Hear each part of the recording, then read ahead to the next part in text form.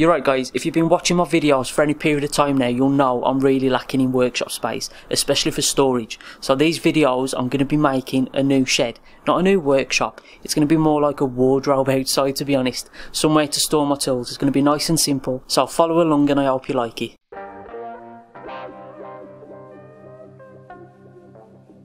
The shed build didn't get off to a great start. With the wood being delivered the next day, I thought putting up the gazebo would help to keep it all dry. Little did I know, there was a storm on the way with over 70-mile-per-hour winds,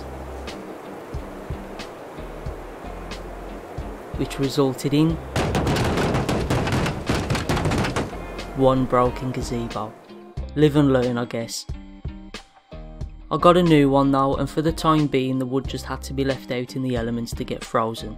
Frozen solid.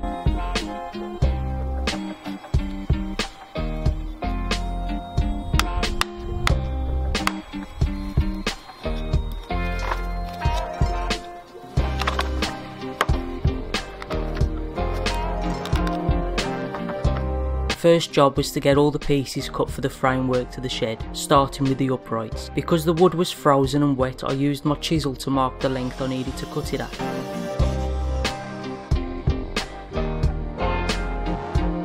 With the first upright cut, I could then use it to mark the others. Using the first piece you cut really helps with accuracy. The later pieces you may cut a bit too long or a bit too short, and if you use those as a guide, each piece after that is going to be too long or too short, so always use the first piece you cut. I went ahead and cut the cross sections for the narrow sides, and luckily the longer sides are already at the right length. Simple. No need for fancy joinery on a shed, so nails will do. I used the DeWalt framing nailer to speed up the job.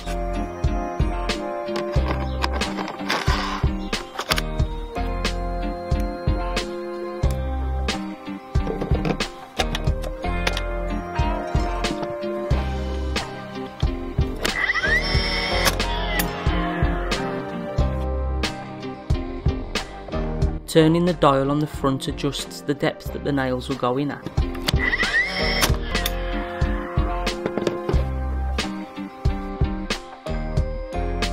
I used my sheet material cutting frame to make it easier to put the frames together.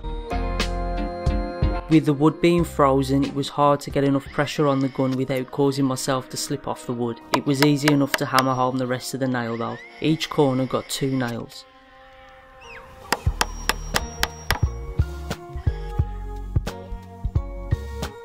I repeated the same process for the longer sides. The longer sides got 2 uprights in the middle too. They are spaced evenly apart and will form the door openings at the front. The ones at the back are for support and also to create a divide between the sections of the shed. I got my mum to give me a hand to clamp the framework together. With the clamps on, it makes it a lot easier to nail it all together.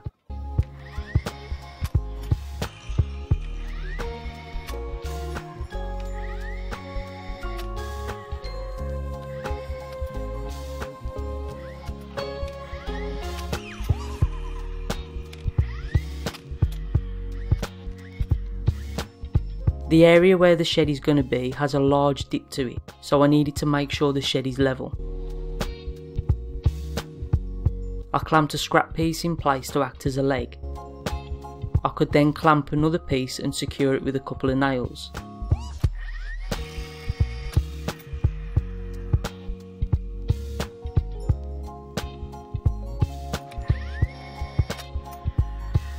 I also added a small piece underneath for more support.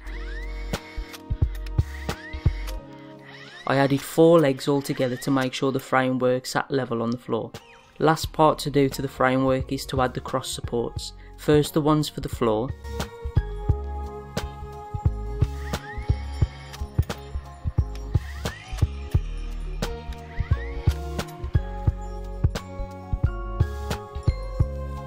then the ones for the walls.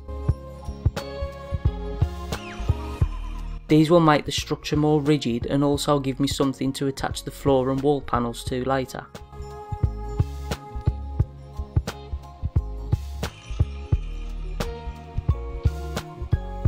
That's the framework done. Told you it was nice and simple.